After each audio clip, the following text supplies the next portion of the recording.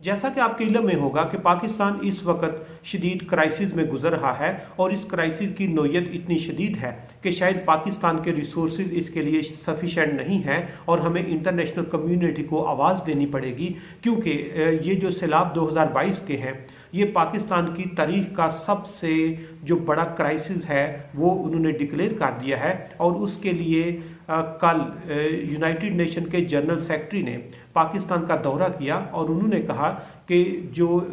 मौसमी तब्दीली आ रही है पूरी दुनिया में उसमें पाकिस्तान का इतना हिस्सा नहीं है जितना पाकिस्तान को नुकसान बर्दाश्त करना पड़ रहा है। और उन्होंने आलमी बरादरी से रिक्वेस्ट की है कि सब मिलकर पाकिस्तान के लिए मदद करें ताकि पाकिस्तान इस क्राइसिस से निकल सके। इन हालिया सैलाबों के हवाले से आपने मुख्तलिफ रिपोर्ट्स, उनके नुकसानात या उस पर बहुत ज़्यादा फुटेज और वीडियोस देखी होंगी, लेकिन आज के इस सेशन में मैं आपके सामने एक नया पर्सपेक्टिव शेयर करूंगा जिसमें सबसे पहले तो ये बताऊंगा कि इस वक्त सैलाब से होने वाले जो नुकसानात हैं उनकी एस्टिमेशन पाकिस्तान ने और यूनाइटेड नेशन ने कितनी की है और उससे आपको अंदाज़ा हो जाएगा कि इस नुकसान की इंटेंसिटी क्या है। और दूसरे नंबर पर इन सैलाबों की वजह से जो गवर्नमेंट ऑफ पाकिस्तान और नेशनल लेवल पर डिफरेंट इंस्टीट्यूशन और डिफरेंट जो आपकी जो सोसाइटीज़ हैं उन्होंने जो कंट्रीब्यूशन की उस पर हम बात करेंगे। और तीसरे नंबर पर इंटरनेशनल एजेंसीज ने जो पाकिस्तान की जो फ्लड अफेक्टेड एरियाज़ हैं उन पर मदद की, उस पर कुछ स्टेटिस्टिक्स लेंगे। इसके बाद हम ये एस्टिमेट करेंगे कि अगर इस मदद को लोगों तक प्रॉपर वे से पहुंचाया जाए तो क्या वो इस मुश्किल से बाहर आ सकते हैं या बाहर नहीं आ सकते। और आखिर में हम ये डिस्कस करेंगे कि हमारे जो मिसमैनेजमेंट के इश्यूज हैं वो कौन से हैं जिनको ओवरकम करके हम इन लोगों को इस क्राइसिस से आसानी से निकाल सकते हैं। सबसे पहले मैं आपके साथ शेयर करूंगा गवर्नमेंट ऑफ पाकिस्तान के स्टेटिस्टिक कि इस सैलाब की वजह से हमारा कितना नुकसान हो गया है और उसी को कंपाइल किया है यूनाइटेड नेशन के ऑफिस ने, जिसका नाम है United nation office for the coordination of humanitarian affairs. UNO की इस रिपोर्ट के मुताबिक आप लोगों को नज़र आ रहा होगा कि कौन से एरियाज ज़्यादा इफेक्ट हुए हैं, जिसमें आपको केपी के, सिंध और कुछ हिस्सा जो है वो बलूचिस्तान का भी नज़र आ रहा होगा। और इनमें जो नुकसान हुआ है उसकी एग्जैक्ट इन्होंने एस्टिमेशन की है, जिसमें आप देख सकते हैं कि सबसे पहले उन्होंने ये बताया कि इसमें तकरीबन 5.5 लाख घर जो हैं वो मुकम्मल तबाह हो गए हैं, उनका मतलब डिस्ट्रॉय हो गए हैं और उनमें कुछ भी बाकी नहीं बचा। और इसके साथ साथ उन्होंने ये कहा कि 1.1 मिलियन तकरीबन 11 लाख घर जो हैं वो डैमेज हुए हैं, मतलब वो डिस्ट्रॉय नहीं, उसको रीबिल्ड किया जा सकता है, रिहेबिलिटेट भी किया जा सकता है। और इसके साथ उन्होंने ये भी बताया कि इसमें तकरीबन आप कह सकते हैं कि 6-6.5 हज़ार किलोमीटर जो रोड्स हैं वो भी डैमेज हो गए, जिससे लोगों को ट्रैवल करने में और उसको कम्युनिकेशन में बहुत ज़्यादा प्रॉब्लम आ रहा है। और इसमें आप सबको इल्म होगा कि तकरीबन 1400 से 1500 के दरमियान लोगों की अमवात वाक़या हुई है और 12 से 13 हज़ार लोग जो हैं वो इंजर हुए हैं, उनकी ज़ख्मी हालत में है और वो डिफरेंट नोयत के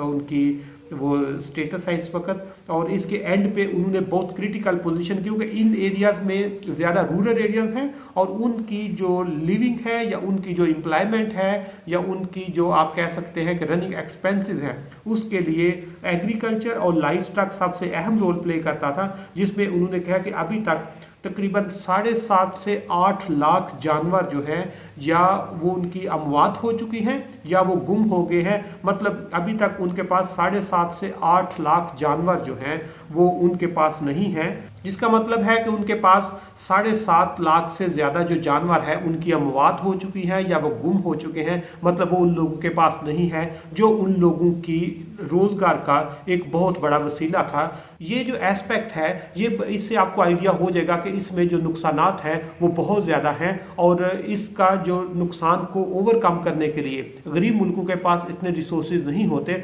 उसके लिए पाकिस्तान ने मुख्तलिफ सोर्सेज से फंडिंग जनरेट करने की कोशिश की है, जो मैं आपके सामने 2 हिस्सों में तक शेयर करूंगा। नंबर 1 के नेशनल लेवल पर हमें कितनी फंडिंग हुई और पर हाउस होल्ड या पर हाउस वो कितनी हम उसको सपोर्ट कर सकते हैं, और इसके साथ ही ये आपके साथ शेयर करूंगा इंटरनेशनल लेवल पर इसकी कितनी फंडिंग हुई है। और इस पहली स्लाइड में आपको नजर आ रहा होगा, यहाँ पर आप देख सकते हैं कि जो टोटल अमाउंट जो फ्लड रिलीफ फंड में नेशनल लेवल पर कलेक्ट हुई है उसमें जो मेजर पोर्शन है वो prime minister flood relief fund में लोकल और इंटरनेशनल इंस्टीट्यूशन को उन्होंने एक्टिव करके वो तकरीबन $500 मिलियन की अमाउंट इन्होंने कलेक्ट कर ली है, जो मुख्तलिफ न्यूज़पेपर के सोर्सेज में वो अवेलेबल भी है और आप उसको रीचेक भी कर सकते हैं। इसके साथ टेलीथॉन अपील में पीटीआई के चेयरमैन इमरान खान साहब ने $2.5 मिलियन जो है वो कलेक्ट किए, जो तकरीबन 5 अरब रुपए बनती है। तो इस तरह पीटीसीएल ने अपने मुख्तलिफ चैनल से, अपने एम्प्लॉइज से, अपने रिसोर्सेज से $8 मिलियन जो है वो कलेक्ट किए हैं और बेनजीर इनकम सपोर्ट प्रोग्राम के थ्रू गवर्नमेंट ऑफ पाकिस्तान ने $170 मिलियन अनाउंस किए हैं। और इसके साथ साथ जितने कैबिनेट के मेंबर्स हैं, सेनेटर्स हैं और आर्मी ऑफिसर हैं, उन्होंने 1 माह की सैलरी अनाउंस की है और इसके साथ साथ 1 दिन की सैलरी जितने गवर्नमेंट के एम्प्लॉय हैं वो दे रहे हैं फ्लड अफेक्टेड एरियाज़ के लिए। इसके साथ साथ पाकिस्तान टेलीकम्युनिकेशन अथॉरिटी ने 9999 पर मैसेज के थ्रू डोनेशन जो है वो उसकी भी अपील कर रहे हैं। और इसका एक एस्पेक्ट ये है, लेकिन इसके दूसरे एस्पेक्ट पे तकरीबन पाकिस्तान में 40 मुख्तलिफ NGO जो हैं वो वहाँ पर लोगों को राशन दे रही हैं, शेल्टर की फैसिलिटीज़ दे रही हैं, कैश दे रही हैं, हेल्थ सर्विसेज दे रही हैं और इसके अलावा उनकी जो लिविंग की रिक्वायरमेंट है वो भी दे रहे हैं। और अगर इसमें 2 टाइप की जो फैसिलिटी नेशनल लेवल पर दी जा रही हैं, एक कैश है, एक काइंड है। काइंड को अगर छोड़ दिया जाए कि उनको रनिंग एक्सपेंसेस या वक्ती तौर पर फूड की प्रोविजन दे रही हैं, अगर सिर्फ उसमें से कैश को देखा जाए तो वो तकरीबन $680 मिलियन बनते हैं। और $680 मिलियन में जो आपको बताया कि जो नुकसान हुआ है वो तकरीबन जो डैमेज और डिस्ट्रॉय हाउसेस हैं उनकी तादाद 1.5 मिलियन है। तकरीबन 15 लाख घर जो हैं उनको रेनोवेट करना, उनको रिकंस्ट्रक्ट करना, रीबिल्ड करने की ज़रूरत है। और अगर नेशनल लेवल पर इकट्ठे होने वाले फंड को देखा जाए तो ये हर हाउस होल्ड के लिए, हर घर के लिए एवरेज तकरीबन 1 लाख से ज़्यादा रुपए बनते हैं। और अगर 1 लाख से ज़्यादा रुपए उनको दे दिए जाएं तो वो रिकंस्ट्रक्ट, रिहेबिलिटेट और रेनोवेट उसको करके अपनी जो रूटीन की लाइफ है उसकी तरफ आ सकते हैं। ये जो अमाउंट मैं आपके साथ शेयर कर रहा हूँ ये सिर्फ नेशनल लेवल पर हमें उसमें मुख्तलिफ ऑर्गेनाइजेशन, मुख्तलिफ जो NGOs हैं या मुख्तलिफ जो पाकिस्तान में इंस्टीट्यूशंस हैं उन्होंने इसको वो जनरेट किया है। इसके साथ साथ दूसरी वो स्लाइड में मैं आपके साथ अभी शेयर करता हूं कि इंटरनेशनल लेवल पर बहुत सारी ऑर्गेनाइजेशन ने पाकिस्तान की हेल्प की है, जिनमें आप इस स्लाइड में देख सकते हैं कि वर्ल्ड बैंक ने $370 मिलियन हमें दिए हैं, यूरोपियन यूनियन ने $300 मिलियन के नज़दीक दिए हैं, WHO ने $10 मिलियन, यूनाइटेड नेशन ने ह्यूमैनिटेरियन एड और मुख्तलिफ टाइप के उनके जो फंड्स हैं उनमें अभी तक तकरीबन $319 मिलियन जो है वो दे चुके हैं। इंटरनेशनल NGOs ने भी पाकिस्तान की हेल्प की है और ये टोटल तकरीबन $1440 मिलियन बनती है। और उसी तरह अगर इस $1440 मिलियन को 230 से जो एक्सचेंज रेट है उससे ज़रब दी जाए तो ये भी तकरीबन 331 बिलियन रुपए बनते हैं। और उसको 1.5 मिलियन या आप जिस तरह मैंने बताया कि तकरीबन 15 लाख घर जो हैं वो तबाह हुए हैं या डैमेज हुए हैं या उनको रेनोवेशन की ज़रूरत है, तो वो तकरीबन 2.25 लाख रुपया पर हाउस होल्ड हम दे सकते हैं, जिससे वो अपनी लाइफ को दोबारा चैनलाइज करके रिवाइव कर सकते हैं। अभी तक की डिस्कशन में जिस तरह मैंने आपको बताया है कि एक साइड पर होने वाला जो सैलाब से होने वाले नुकसानात हैं, जिसमें आपको मैंने बताया कि तकरीबन 1.5 मिलियन जो घर हैं, तकरीबन 15 लाख घर मुकम्मल तबाह हो चुके हैं या पार्शली तबाह हो चुके हैं। और दूसरी साइड पर मैंने बताया कि नेशनल लेवल पर कितनी फंडिंग जनरेट हुई, इंटरनेशनल लेवल पर हमारे कितनी उन्होंने आमदाद की, और इस सारी को अगर जमा किया जाए तो आप लोगों ने अभी इसके स्टैटिस्टिक्स देखे हैं, तकरीबन हर घर को 3.25 लाख रुपया जो है वो मिल सकता है। और 3.25 लाख रुपए में वो अपने गुजारे के लिए नया घर भी डेवलप कर सकते हैं, और अगर उसमें रेनोवेट करना है, रिकंस्ट्रक्ट करना है या उसको मैनेज करना है तो वो इजीली मैनेज करके अपनी ज़िंदगी स्टार्ट कर सकते हैं। ये एक एस्पेक्ट है जो मैंने बताया। इन कैश हम उनके लिए 3.25 लाख पर हाउस होल्ड पर डैमेज्ड घर जो है वो अमाउंट रिसीव कर चुके हैं। और इसके साथ साथ इन काइंड अगर देखें, अशिया की सूरत में अमदाद देखें, तो वो जिस तरह मैंने बताया कि पाकिस्तान में तकरीबन टोटल इस वक्त नेशनल और इंटरनेशनल एनजीओ जो हैं उनकी तादाद 70 से 80 तक है, जो मुख्तलिफ टाइप के राशन, फूड, हेल्थ में उनकी फैसिलिटीज़ या रेस्क्यू करने के लिए अभी तक फील्ड में है। और इसके अलावा पाकिस्तान की जो कम्युनिटी है ये वैसे ही जब कोई इस तरह का क्राइसिस आता है, ह्यूमैनिटेरियन क्राइसिस आता है, तो ये अपनी औकात से बढ़कर उसमें हिस्सा लेते हैं। और अब भी आपने ऑब्जर्व किया होगा हर गली मोहल्ले में छोटी छोटी ऑर्गेनाइजेशन, छोटी छोटी सिविल सोसाइटी के ग्रुप्स,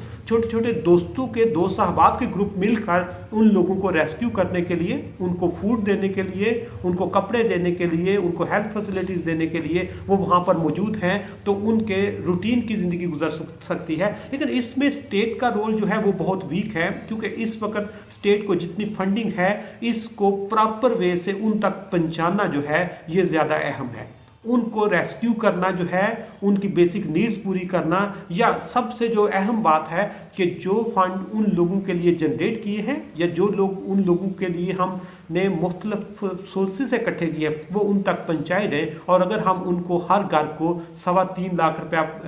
फ्री एंड फेयर वे से पहुंचा देते हैं तो यकीनन उनकी मुश्किलात काफ़ी हद तक कम हो सकती हैं। लेकिन तस्वीर का दूसरा रुख बहुत भयानक है, जिसमें आप लोग मीडिया पर देखते होंगे बहुत सारे ऐसे लोग भी अभी हैं जो कहते हैं हमारे तक अभी तक रोटी नहीं पहुंच सकी। ऐसे भी हैं जो कहते हैं हमें अभी तक कोई रेस्क्यू नहीं कर रहा। और बहुत सारे ऐसे भी हैं जो कहते हैं कि हमारे तक किसी किस्म की ना कैश में ना काइंड में हेल्प भी नहीं पहुंच सकी। जब एक साइड पर ऐसे बिलियंस रुपए जो है वो कलेक्ट हो चुके हैं, दूसरी साइड पर अगर वो कहते हैं कि हमारे पास कुछ भी नहीं मिल रहा, तो इसमें हुकूमत को या आप इसको एनडीएम में जो है उसका रोल जो है वो बहुत क्रिटिकल बनता है, ताकि हम इन लोगों को वहाँ तक सिर्फ रेस्क्यू नहीं करना, सिर्फ सर्वाइव नहीं करना, बल्कि इसके साथ साथ इंटरनेशनल कम्युनिटी का ट्रस्ट जो है वो भी बिल्ड करना है, ताकि उन्हें फील हो कि हम जो पैसे दे रहे हैं ये उन तक अच्छे तरीके से पहुंच रहे हैं। और अगर यहाँ पर ट्रस्ट डेफिसिट हुआ तो इन लोगों की जो सिचुएशन है, जिस तरह ज़ल्ज़ले में आपने देखा होगा कि 15-20 साल के बाद भी लोग वल्नरेबल थे, हमें इस वक्त उस चीज़ को दोबारा दोहराना नहीं चाहिए, बल्कि यहाँ पर ही एक अच्छी ऑडिटिंग सर्विसेज या ऑडिट कंपनी को एंगेज करना होगा, अदारों को यहाँ पर एक्टिव होना होगा। इवन स्टेट इसमें टेक्नोलॉजी को इस्तेमाल करके उसकी मैपिंग कर सकती है कि किन एरियाज़ में कितनी फंडिंग जा चुकी है, किन एरियाज़ में कितना वो डिफरेंट टाइप का फूड जा चुका है, टेंट जा चुके हैं, हेल्थ सर्विसेज जा चुकी हैं। इसको हम टेक्नोलॉजी को इस्तेमाल करके एक सॉफ्टवेयर डेवलप करके ये बता सकते हैं किन एरियाज़ में कितनी अमदाद पहुंच चुकी है, ताकि कोई बंदा ये ना कहे कि हमें अमदाद नहीं पहुंची। इसलिए जो फंड जितना कलेक्ट हो चुका है इसका अगला क्रिटिकल फेज है, इसको फ्री एंड फेयर तरीके से वहाँ पर डिस्ट्रीब्यूट किया जाए ताकि उन लोगों की मुश्किलात कम हो सके।